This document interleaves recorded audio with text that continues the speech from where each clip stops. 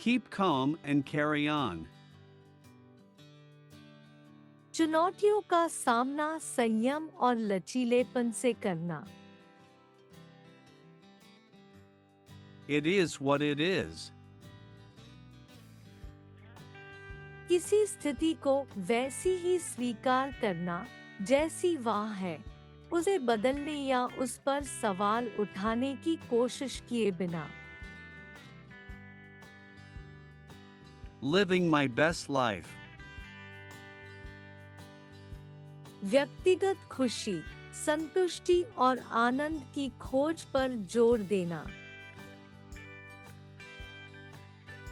Do it for the gram. किसी चीज को केवल कैप्चर करने और सोशल मीडिया पर साझा करने के उद्देश्य से करना। Adulting.